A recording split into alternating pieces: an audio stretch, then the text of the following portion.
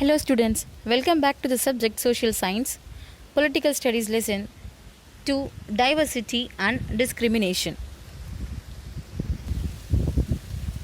Already we saw the topics inequality and discriminations and stereotypes in our previous video. Now we are going to continue the topic on being discriminated against. ஒரு நபருக்கு எதிராக எப்படி இந்த வேறுபாடு அல்லது பாகுபாடு பார்க்கப்படுகிறது அப்படின்றத பற்றி தான் இந்த லெசனில் நம்ம பார்க்க போகிறோம். People are engaged in different kinds of works like teaching, carpentry, pottery, weaving, fishing, farming and etc.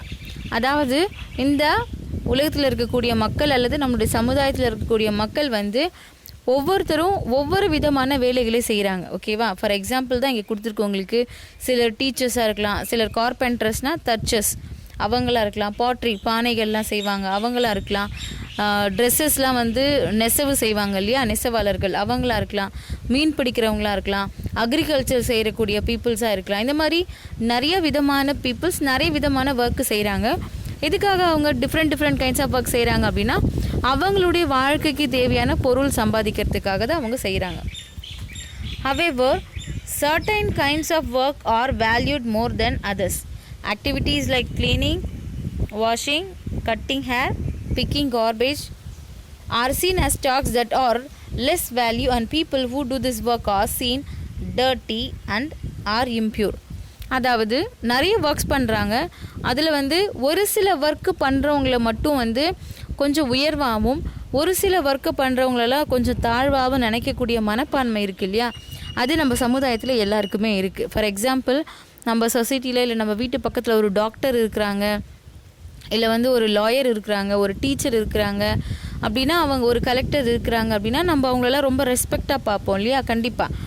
ஏன்னா அவங்களோட செய்கிற ஒர்க் கொஞ்சம் பெரிய ஒர்க் அப்படின்ற மாதிரி நம்ம அவங்கள ரொம்பவே ரெஸ்பெக்டாக பார்ப்போம். பட் சில பீப்புளோட ஒர்க்கு என்ன பண்ணுறாங்க அப்படின்னா ரொம்ப குறைச்சி பார்க்குறாங்க.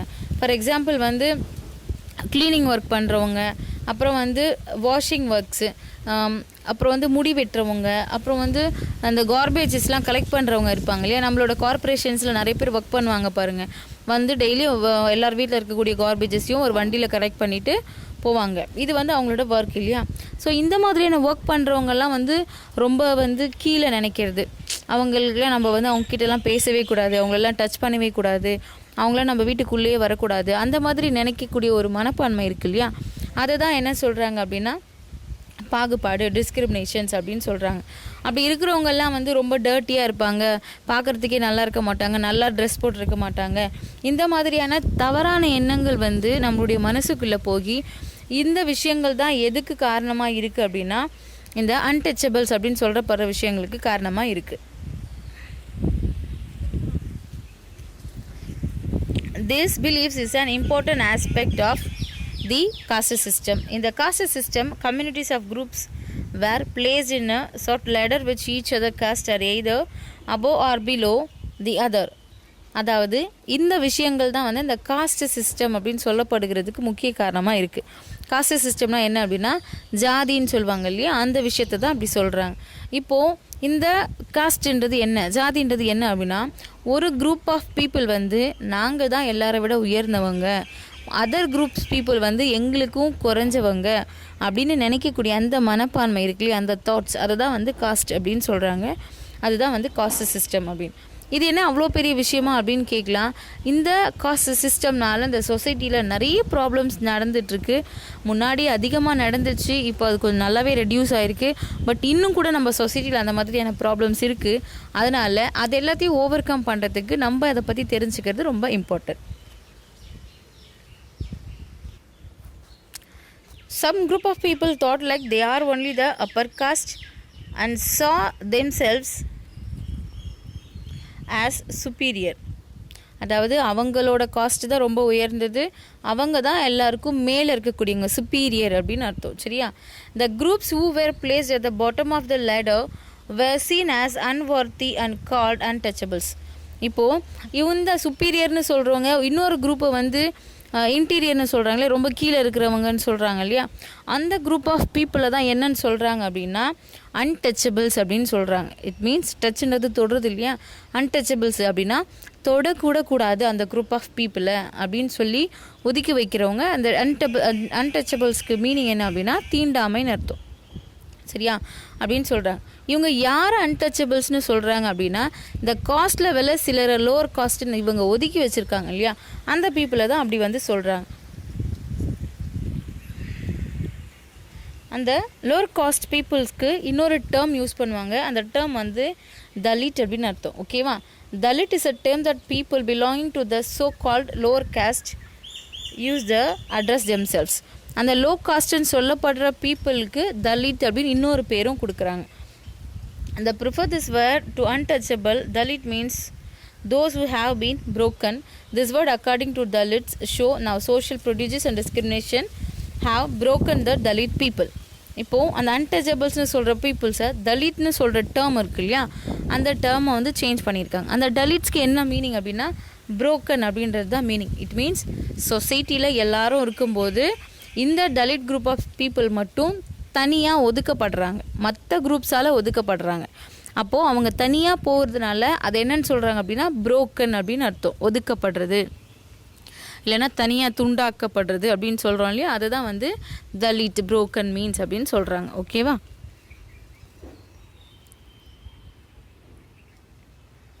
caste rules were set which did not allow the so-called untouchables to take on work other than what they were meant to do. For example, some groups were only allowed to pick garbage and remove dead animals from the village.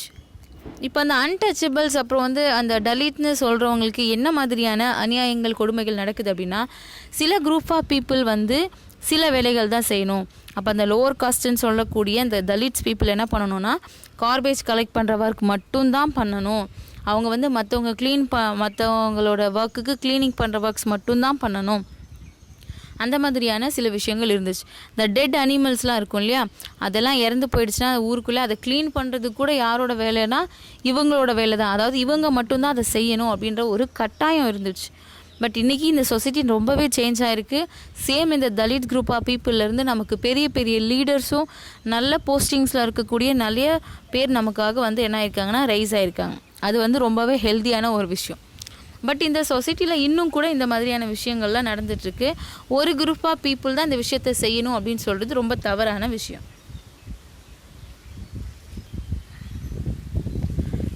They were not allowed to enter the homes of the upper caste or take water from the village well or even enter temples. அதாவது இந்த தலித்னு சொல்லப்படுற பீப்புளுக்கு என்ன மாதிரியான அநியாயங்கள் நடந்துச்சு அப்படின்னா இவங்க அப்பர் காஸ்ட்னு சொல்கிறவங்களோட வீட்டுக்குள்ளே கூட என்ன பண்ணக்கூடாது அப்படின்னா போகக்கூடாது. இப்போ வந்து எல்லார் வீட்டுக்குமே தனித்தனியாக வாட்டர் லைன்ஸ் வருது. ஆனால் இன்னும் கொஞ்சம் முன்னாடி பீரியடில் எப்படி இருக்கும்னா அவங்களுக்குன்னு பொதுவாக ஒரு கிணறு இருக்கும், ஒரு ஊருக்கு ஒரு கிணறு மாதிரி இருக்கும். இப்போது இந்த தலித்ஸ் பீப்புள் என்ன பண்ணக்கூடாதுன்னா அந்த பொதுவாக இருக்கக்கூடிய அந்த வெளியிலேருந்து கூட என்ன பண்ணக்கூடாதுன்னா வாட்டர் எடுக்கக்கூடாது. அவங்க வந்து வேறு எங்கே வேணாலும் போய் எடுத்துக்கலாம். பட் அங்கே என்ன பண்ணக்கூடாதுன்னா எடுக்கவே கூடாது. ஏன் அது வந்து அப்பர் காஸ்ட் யூஸ் பண்ணுறதுக்காக வச்சுருக்கிறது. இந்த மாதிரியான விஷயங்கள்லாம் நடந்தது. அப்புறம் டெம்பிள்ஸ் இருக்கு இல்லையா, கோவில்கள், அதுக்குள்ளே என்ன பண்ணக்கூடாது அப்படின்னா உள்ளே நுழையவே கூடாது. வெளியவே இருந்து மட்டும்தான் என்ன பண்ணணும் அப்படின்னா இவங்க அவங்களோட வர்ஷிப்பை பண்ணணும். அந்த அப்பர் காஸ்ட் பீப்புள்ஸ் மட்டும்தான் என்ன பண்ணுவாங்க அந்த டெம்பிள்குள்ளே போய் வந்து வர்ஷிப் பண்ணுவாங்க. இந்த மாதிரியான விஷயங்கள்ஸ்லாம் வந்து நம்மளோட சொசைட்டியில் நிறைய நடந்துட்டு இருந்துச்சு. தென் இன்னொரு இம்பார்ட்டன்ட் விஷயம் என்ன அப்படின்னா அந்த அப்பர் காஸ்ட் பீப்புளுக்கு மட்டும்தான் எஜுகேஷன் வந்து கொடுத்துட்டு இருந்தாங்க. இந்த லோவர் காஸ்ட் பீப்புள்னு சொல்கிறப்படுற இந்த தலித்ஸ் பீப்புளுக்கு என்ன கிடைக்கல அப்படின்னா எஜுகேஷன்றது கொஞ்சம் கூட கிடைக்கவே இல்லை. இது நம்ம சொசைட்டியில் இருந்தால் ரொம்ப பெரிய problem. The upper caste acted in ways which did not give the so-called untouchable the same rights as they enjoyed. அதாவது அப்பர் காஸ்ட்டோட தாட் என்னவா இருந்துச்சுன்னா நம்ம என்ன ரைட்ஸ் எல்லாம் கிடைக்குதோ நமக்கு என்ன பெனிஃபிட்லாம் கிடைக்குதோ அது வந்து அன்டச்சபிள்ஸ் தலித்னு சொல்லப்படுறவங்களுக்கு கிடைக்கவே கூடாது அப்படின்னு அந்த ஒரு தாட் வந்து அவங்களுக்குள்ளே இருந்துச்சு. இந்த மாதிரியான தாட்டுக்கு அகெயின்ஸ்டாக வந்து நம்மளோட கண்ட்ரியில் இருக்கக்கூடிய பல பீப்புள்ஸ் என்ன பண்ணாங்க, பல லீடர்ஸ் என்ன பண்ணாங்க அப்படின்னா போராடினாங்க. அதுலேருந்து நான் உங்களுக்கு 2 இன்சிடென்ட்ஸ் உண்மையான இன்சிடென்ட்ஸ் நான் உங்களுக்காக சொல்ல போகிறேன். அது யாரை பற்றினதுன்றதை நான் உங்களுக்கு கடைசியாக சொல்கிறேன். அப்போ தான் உங்களுக்கு கொஞ்சம் கேட்குறதுக்கு இன்ட்ரெஸ்டிங்காக இருக்கும். ஓகேவா? ஒரு சின்ன வயசு பையன் இருக்கான். அவனுக்கு படிக்கணுன்றது ரொம்ப பிடிச்சமான விஷயம். அந்த பையனுக்கு ஸ்கூலுக்கு போகிறதுக்கான ஒரு ஏஜ் வருது. அந்த மற்ற பிள்ளைங்க ஸ்கூல்ஸ்க்கு போகிறத தினமும் பார்த்துட்டு இருந்த அந்த பையன் இருக்கான் இல்லையா, அவனுக்கு இன்றைக்கி நம்மளும் ஸ்கூல்ஸ் போகிறோம், நம்மளுக்கு அதுக்கான ஏஜ் வந்துடுச்சு அப்படின்னு சொல்லிட்டு அவங்க அப்பா கிட்டே போய் என்ன பண்ணுறான்னா ரொம்ப சந்தோஷமாக அதை ஷேர் பண்ணிக்கிறான். ஸ்கூலுக்கு போகிறதுக்கு அவங்க அப்பாவும் அவனை படிக்க வைக்கிறதுக்கு ரொம்பவே ஆர்வமாக இருக்காங்க. அவங்க அந்த பையனை ஸ்கூலுக்கு கூட்டிகிட்டு போகிறாங்க. மறுநாள் அவங்க ஸ்கூலுக்குள்ளே நுழைஞ்ச உடனே அந்த ஸ்டூடெண்ட்டுக்கு ஒரு பெரிய அதிர்ச்சி காத்துட்டு இருந்துச்சு. என்ன அப்படின்னா, அந்த ஸ்கூலில் இருக்கக்கூடிய டீச்சர்ஸ் இல்லை மற்றவங்க அந்த ஹெட்டாக இருக்கக்கூடியவங்க சொன்னாங்க, நீ என்ன பண்ணக்கூடாது, மற்ற ஸ்டூடெண்ட்டோட ஒன்றா உட்காரக்கூடாது. நீ என்ன பண்ணணும், தனியாக கீழே உட்காரணும். நீ உட்காரத்துக்கு நீ என்ன பண்ணலான்னா, உனக்காக ஒரு சாக்கு பை, கோணி பை சொல்லுவாங்க இல்லையா, அதை யூஸ் பண்ணிக்கலாம்.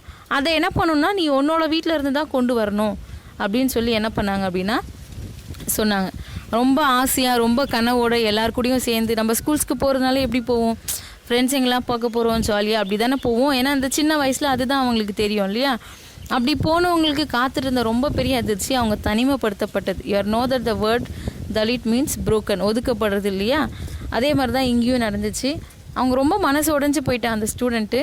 இருந்தால் கூட அவனுக்கு ஸ்கூலுக்கு வருதுன்றது ரொம்பவே பிடிச்சிருந்துச்சு. அதனால் என்ன பண்ணாங்க, என்ன கஷ்டம் நடந்தாலும் பரவாயில்ல, நான் ஸ்கூலுக்கு வருவேன் அப்படின்னு சொல்லிட்டு என்ன பண்ணாங்க, டெய்லி ஸ்கூல்ஸ்க்கு அந்த கஷ்டத்துலேயும் எந்த சூழ்நிலையிலையும் எல்லா சுச்சுவேஷன்ஸுமே நல்லா படித்து சொசைட்டியில் ஒரு ரொம்ப பெரிய ஆளாக ஆனாங்க. சேம் பர்சன் அந்த ஸ்டூடெண்ட்டுன்னு சொன்னேன் இல்லையா, அதே பர்சனோட லைஃப்பில் நடந்த இன்னொரு இன்சிடெண்ட் சொல்கிறேன். இந்த ஸ்டூடெண்ட் ஒரு லோ காஸ்ட்டை சேர்ந்த ஒரு பையன்.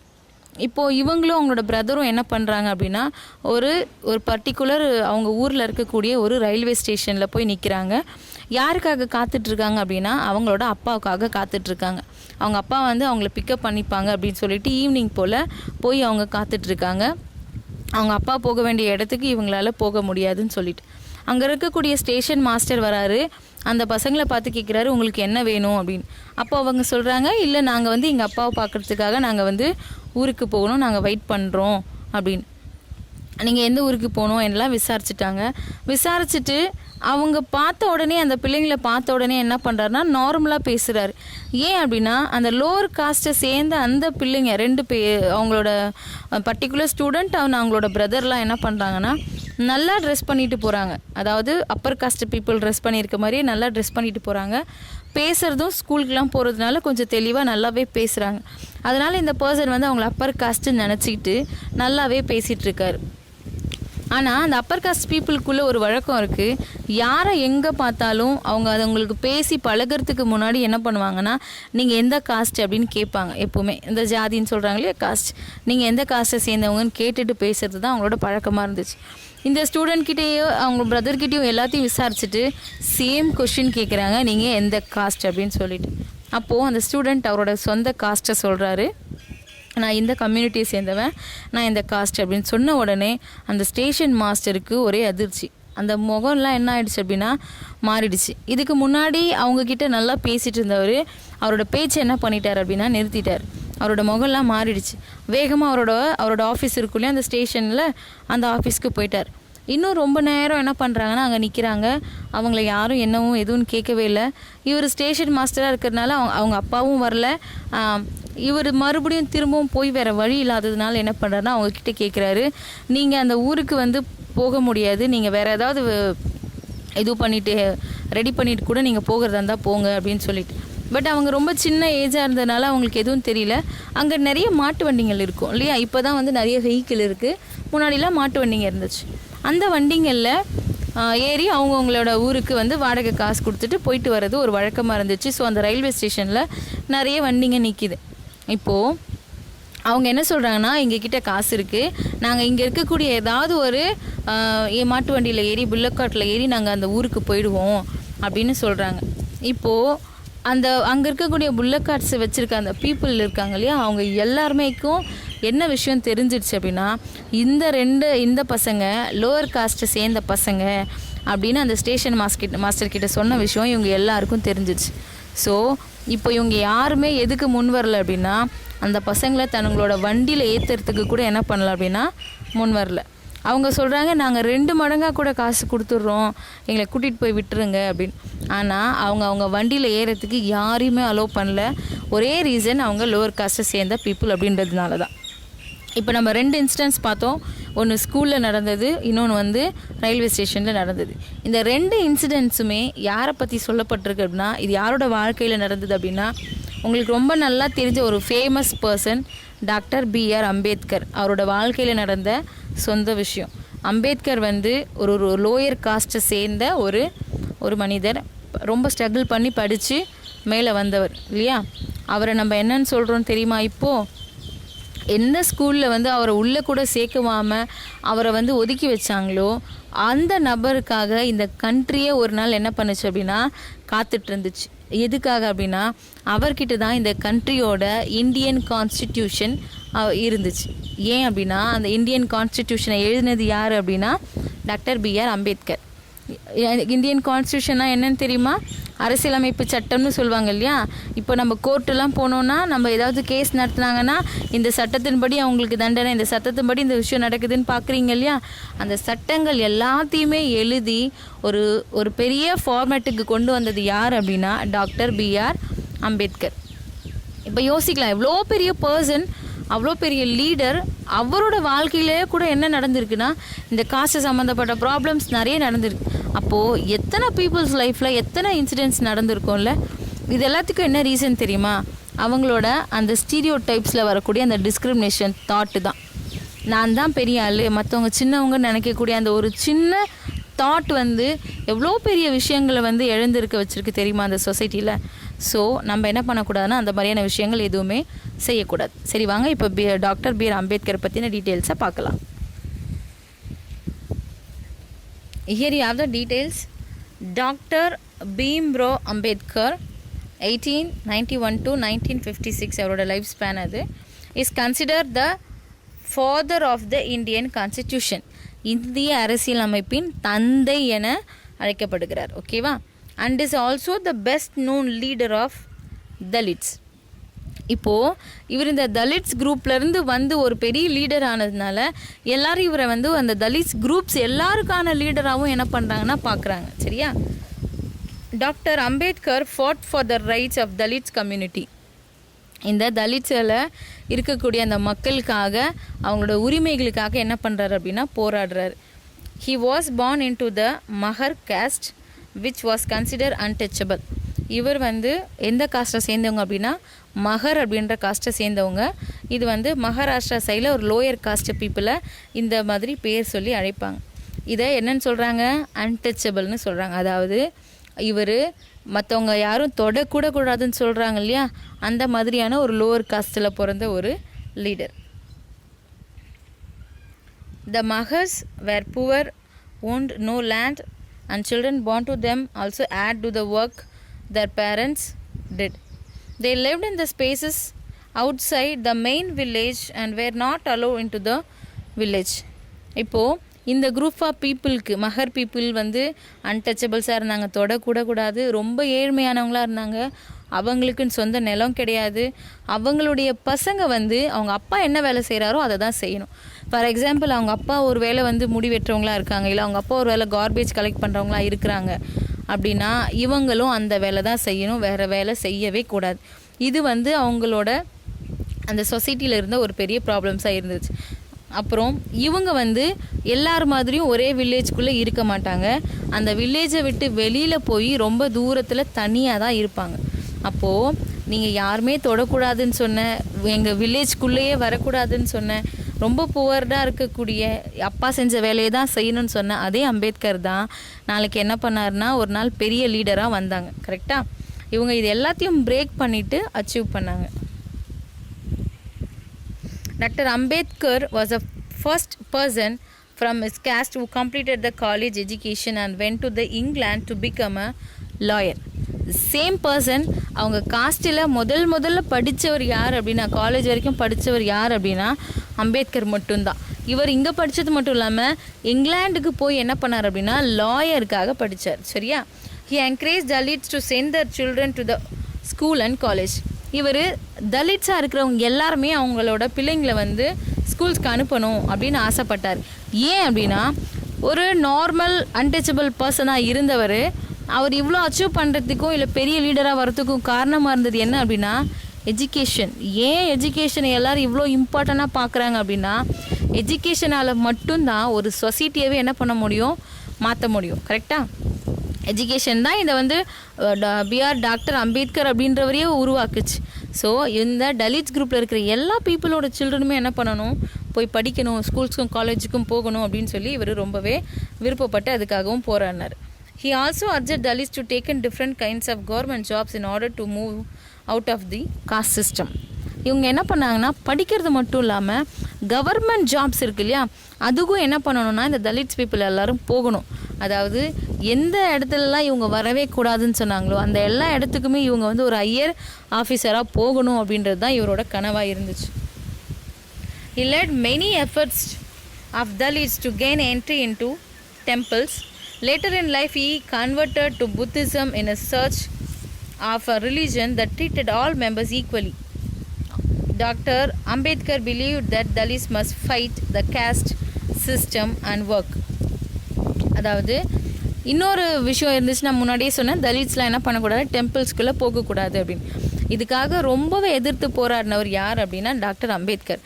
ஒரு சென்டென்ஸ் சொல்லுவாங்க, நார்த் சைடில் வட இந்தியாவில் வந்து அம்பேத்கரும் இங்கே தென்னிந்திய சைடில் வந்து பெரியாரும் போராடினதுனால தான் வந்து நமக்கு நிறைய உரிமைகள் வாங்கி கொடுக்கப்பட்டுச்சு அப்படின்னு சொல்லுவாங்க. சரியா? இப்போது இவர் வந்து அவரோட ரிலீஜனில் தான் இந்த மாதிரியான ப்ராப்ளம்ஸ்லாம் இருக்குதுன்னு சொல்லிட்டு என்ன பண்ணிட்டாருன்னா புத்திசம் அப்படின்ற ரிலீஜனை என்ன பண்ண ஆரம்பிச்சிட்டாரு, ஃபாலோ பண்ண ஆரம்பித்தார். ஏன் அப்படின்னா இந்த புத்திசம் ரிலீஜனில் தான் வந்து அப்பர் காஸ்ட் லோவர் காஸ்ட்னு எந்த டிவிஷனுமே கிடையாது, எல்லாருமே ஈக்குவல் அப்படின்றதுனால இவர் எதை ஃபாலோ பண்ண ஆரம்பிச்சிட்டாரு, புத்திசம்மை ஃபாலோ பண்ண ஆரம்பிச்சிட்டார். இப்போது தலித்ஸ்க்காக நான் போராடுறது இல்லை, தலித்ஸ் வந்து அவங்கவுங்க உரிமைக்காக அவங்கவுங்க போராடணும்னு சொல்லி எல்லாரையுமே என்ன பண்ணார் அப்படின்னா என்கரேஜ் பண்ணார். அவர் next topic is striving for equality. அதாவது சமத்துவத்துக்காக என்ன பண்ணணும் அப்படின்னா போராடணும், எல்லாரும் ஈக்குவல் அப்படின்னு சொல்கிறதுக்காக என்ன பண்ணணும், போராடணும் அப்படின்னு சொன்னாங்க. The struggle for freedom from British rule also included with the struggle of large groups of people who not only fought against the British but also fought the treated more equally. அதாவது நம்மலாம் வந்து ஆங்கிலேயர்கள்கிட்ட அடிமையாக இருந்தோம் இல்லையா, நம்ம எல்லோரும் சுதந்திரத்துக்காக போராடணும் இல்லையா, நம்ம எப்படிலாம் சுதந்திரத்துக்காக போராடணுமோ அதே மாதிரி இந்த அப்பர் கேஸ்ட்னு சொல்லப்படுற ஒரு பெரிய குரூப்ஸ் கிட்ட இருந்தும் நம்மளோட உரிமைக்காக என்ன பண்ணணும் அப்படின்னா போராடணும், போராடி அந்த உரிமைகளையும் வந்து வாங்கணும் அப்படின்னு சொல்லி போராடி அதற்காக நிறையவும் என்ன பண்ணார் அப்படின்னா ஒர்க் பண்ணார். Dalits, women, tribals and peasants fought against the inequalities they experienced in their lives. இப்போது வந்து ஒரு கைண்டு தான் சொல்கிறாங்க தலித்ஸ் பீப்புள் சொல்கிறாங்க, அதாவது லோவர் காஸ்ட் பீப்புள்னு சொல்லக்கூடியவங்க. அந்த ப்ராப்ளம் மட்டும் நம்ம சொசைட்டியில் இல்லை, விமன் எஜுகேஷன் அண்ட் விமன் அப்படின்றது ஒரு பெரிய ப்ராப்ளமாக இருந்துச்சு.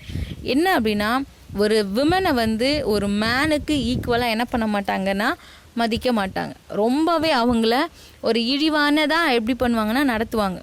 வீட்டு வேலை செய்கிறதுக்கு மற்ற காரியங்களுக்கு மட்டும்தான் வந்து விமன் அப்படின்ற சூழ்நிலை தான் நம்மளோட சொசைட்டியில் இருந்துச்சு. You know that the famous women doctor she's a first doctor in Tamil Nadu, doctor Muthulakshmi Reddy இல்லையா, நேம்ஸ் கேள்விப்பட்டிருப்பீங்க இல்லையா, அவங்க தான் முதல்ல ஒரு பெண் டாக்டர். அதாவது ஒரு பெண்ணாக இருந்துட்டு நான் படித்து தான் தீருவேன், எஜுகேஷன் என்னோடய ரைட்ஸ்ன்னு சொல்லி அவங்களுக்காக போராடி படித்து முதல்ல ஒரு பெண் டாக்டராக ஆனாங்க. அப்போ அந்த சொசைட்டியில் அவங்களுக்கு எவ்வளோ problems இருந்திருக்கும்ல.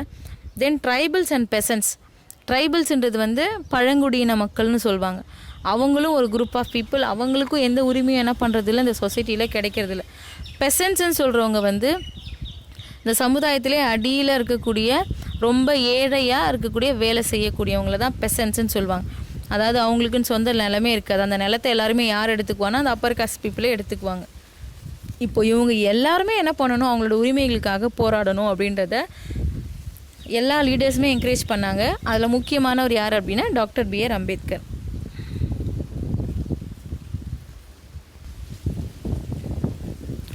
When India became a nation in 1947, Our leaders too were concerned about the different kinds of inequalities that existed. Those who wrote the Constitution of India, a document that laid out the rules by which nation would function, were aware of the ways in which kind of works, etc. அதாவது நம்மளோட இந்தியாவுக்கு freedom எப்போ கிடச்சிதுன்னா 1947 கிடச்சிது. அப்படி கிடைச்ச உடனே அவங்களோட லீடர்ஸ் எல்லாம் என்ன பண்ணாங்க அப்படின்னா, நம்மளோட கண்ட்ரியில் இருக்கக்கூடிய இன்இக்வாலிட்டிஸ் எல்லாத்தையுமே, அதாவது அந்த அப்பர் காஸ்ட், லோயர் காஸ்ட், அந்த ட்ரைபல்ஸ்க்கு இருக்கிறது எல்லா ப்ராப்ளம்ஸையும் என்ன பண்ணணும், சால்வ் பண்ணுற மாதிரி, இந்த கவர்மெண்ட்டை ரன் பண்ணுற மாதிரி ஒரு சட்டம் எழுதணும். அதான் அரசியலமைப்பு சட்டம் சொன்னோம் இல்லையா முன்னாடியே, ஒரு சட்டம் எழுதணும் அப்படின்னு சொல்லி அதுக்கான ஒர்க்ஸ்லாம் என்ன பண்ணாங்க அப்படின்னா ஆரம்பித்தாங்க. So these leaders set out a vision and goals in the constitution to ensure that all the people of India were considered equal. அதாவது இந்த கான்ஸ்டியூஷன் மட்டும்தான் எல்லா பீப்புளையும் வந்து ஈக்குவலாக நடத்துறதுக்கு ஒரு இம்பார்ட்டண்ட்டாக இருக்கும் அப்படின்னு யோசிச்சாங்க. Of all persons is seen as a key value that unites as all as Indians. இப்போது என்ன யோசித்தாங்க அப்படின்னா, எல்லாருமே வந்து லோயர் கேஸ்ட்டு, இந்த கேஸ்ட்டு, அப்பர் கேஸ்ட்டு, நீங்கள் இந்த குரூப்பை சேர்ந்தவங்க, இந்த கம்யூனிட்டி சேர்ந்தவங்க, இப்படிலாம் இருக்க வேண்டாம். எல்லாருக்கும் எப்படி இருக்குன்னா ஒரே ஒரு கீ பாயிண்ட்ஸ் தான் இருக்கணும், கீ வேல்யூ தான் இருக்கணும். அது என்ன அப்படின்னா, வி ஆர் இண்டியன்ஸ் அப்படின்றது மட்டும்தான் இருக்கணும். இதை வந்து இந்தியன் கான்ஸ்டியூஷனாக நம்ம செட் பண்ணணும் அப்படின்னு யோசித்தாங்க. Everyone has equal rights and opportunities. இப்போது எல்லாருக்குமே எப்படி இருக்கணும் அப்படின்னா ஒரே மாதிரியான ரைட்ஸ் இருக்கணும். இப்போ முன்னாடி நம்ம பார்த்தோம்ல, ஒன்றா வந்து அவங்க அப்பர் காஸ்ட்டுக்கு படிக்கணும்னா இவங்க படிக்கக்கூடாது, ஒரே வில்லேஜில் இருக்கக்கூடாது, அப்புறம் வந்து அவங்க டெம்பிள்ஸ்குள்ளே போகக்கூடாது, அவங்க ஒரே கிணறு யூஸ் பண்ணக்கூடாது. இது எல்லாத்தையுமே என்ன பண்ணணும்னா தகர்த்து எறிஞ்சிட்டு அவங்க எல்லாருக்கும் ஈக்குவல் ரைட்ஸ் கொடுக்கணும் அப்படின்றத டிசைட் பண்ணாங்க. Untouchability is a crime. அதாவது இப்போ கவர்மெண்ட் என்ன டிசைட் பண்ணிட்டாங்கன்னா, அந்த மாதிரி யாராவது நடத்துனாங்கன்னா அது வந்து ஒரு க்ரைம், ஒரு குற்றம். அவங்கள என்ன பண்ணலாம் அப்படின்னா நம்ம அரெஸ்ட் பண்ணலாம், கேசஸ் போட்டு நம்ம ஜெயிலில் வைக்கலாம், அந்த மாதிரியான விஷயங்கள் செய்யலாம். அது க்ரைம் அப்படின்னு சொல்லி லீகலாகவே என்ன பண்ணாங்கன்னா ஒரு லா க்ரியேட் பண்ணுறாங்க. People are free to choose a kind of work they wish to do. அதாவது அப்பா செய்கிற ஒர்க் தான் செய்யணும்னு இல்லை, அவங்க என்ன விருப்பப்படுறாங்களோ அந்த வேலையை செய்கிறதுக்கு அவங்களுக்கு உரிமை இருக்குது. Government jobs are open to all people. Government jobs வந்து ஹையர் காஸ்ட்டில் இருக்கவங்க தான் செய்யணும்னு கிடையாது. யார் வேணாலும் படிச்சிருந்த அவங்களுக்கான தகுதி இருக்கக்கூடிய யார் வேணாலும் என்ன பண்ணாலும் அந்த ஒர்க்கை பண்ணலாம். In addition, the constitution also placed responsibility on the government to take specific steps to realize this right to equality for poor and other such marginal communities. இப்போது இவங்களுக்கு தேவையான எல்லா ஒர்க்ஸும் பண்ணுறதும் யாரோட வேலை அப்படின்னா இந்த கவர்மெண்ட்டோட வேலை தான் அப்படின்றதையும் என்ன பண்ணுறாங்கன்னா டிசைட் பண்ணிக்கிறாங்க இல்லையா. இப்போ நீங்கள் ஸ்கூல்ஸ் போனீங்கன்னா, காலேஜஸ்க்கோ இல்லை வந்து எங்கேயாவது ஒர்க்குக்கோ போனீங்கன்னா, கவர்மெண்ட் ஜாப்ஸ்லாம் எக்ஸாம் எழுதுவாங்க இல்லையா, அங்கெல்லாம் போனீங்கன்னா தெரியும் உங்களுக்கு காஸ்ட் வைஸ் என்ன இருக்கும் அப்படின்னா மார்க் அலாட்மெண்ட்ஸ் இருக்கும், அதுக்கேற்ற மாதிரி தான் உங்களுக்கு ஜாப் எல்லாம் இருக்கும். சரியா, இதுதான் ஆப்பர்ச்சுனிட்டிஸ் அப்படின்னு சொல்கிறாங்க. The writers of the Constitution also said the respect for diversity was significant element in ensuring equality. They felt that people must have the freedom to follow their religion, speak their language, celebrate their festival and express themselves freely. They said that no one language, religion or festival should become compulsory for all follow. அதாவது இந்த கான்ஸ்டியூஷனில் எடுக்கப்படுற முக்கியமான விஷயம் என்னென்னா, நாட்டில் இருக்கக்கூடிய எந்த people எந்த ரிலீஜனை வேணாலும் ஃபாலோ பண்ணலாம், அவங்களுக்கு பேச தெரிகிற எந்த லாங்குவேஜை வேணாலும் பேசலாம், அவங்க வந்து ஃபாலோ பண்ணுற எந்த மெத்தடில் வேணாலும் ஒர்ஷிப் பண்ணலாம், அவங்களுக்கு பிரியமான எந்த ஃபெஸ்டிவலை வேணாலும் செலிப்ரேட் பண்ணலாம். இது அவங்களோட ரைட்ஸ். இது யாரும் என்ன பண்ணக்கூடாது, தடுக்கக்கூடாது அப்படின்னு. பட் அவங்க இந்த அப்பர் காஸ்ட் பீப்புள் ஒரு வேளை கம்பல் பண்ணலாம் இல்லையா, அவங்களோட ஒர்க்கை மட்டும்தான் செய்யணும்னு. அந்த மாதிரி மற்றவங்களோட தாட்ஸை இன்னொருத்தவங்க மேலே என்ன பண்ணக்கூடாது அப்படின்னா புஷ் பண்ணக்கூடாது அப்படின்றதையும் இந்த கவர்மெண்ட் என்ன பண்ணுறாங்கன்னா தெளிவாக முடிவெடுக்கிறாங்க. எது மூலியமாக அப்படின்னா இந்தியன் கான்ஸ்டியூஷன் மூலியமாக. Some of the members who wrote the Constitution of India, இவங்கெல்லாம் கான்ஸ்டியூஷன்ஸ் எழுதினால மெம்பர்ஸ் இருந்தாங்க. ரொம்ப இம்பார்ட்டண்ட்டாக இருந்தவங்க யார் அப்படின்னா ஒரு 8 மெம்பர்ஸ் தான் வந்து ரொம்ப இம்பார்ட்டண்ட்டாக இருந்தவங்க. அதுலேயும் ரொம்ப ரொம்ப இம்பார்ட்டண்ட்டாக இருந்து இந்த ஒர்க்ஸ் எல்லாத்தையும் எடுத்து லீட் பண்ணவர் யார் அப்படின்னா doctor B.R. Ambedkar. Okay, you see the picture. This is Constitution of India. இந்த கான்ஸ்டியூஷன் ஆஃப் இந்தியா புக்கு சொல்லனே அரசியலமைப்பு சட்டம் அதோட ஃப்ரண்ட் பேஜ் இதுதான், இதோட ஃபஸ்ட்டு பக்கம். இதில் என்ன கொடுத்துருக்குன்னா எல்லோரும் ஈக்குவலாக இருக்கணும் அப்படின்னா எல்லா அந்த மாதிரியான எல்லா ஃபெசிலிட்டிஸுமே இந்த ஃபஸ்ட்டு பேஜில் என்ன பண்ணியிருக்கு அப்படின்னா தெளிவாக கொடுத்துருக்காங்க. Okay students, I hope you understand this lesson. We see the next topics in the next video. Thank you once again.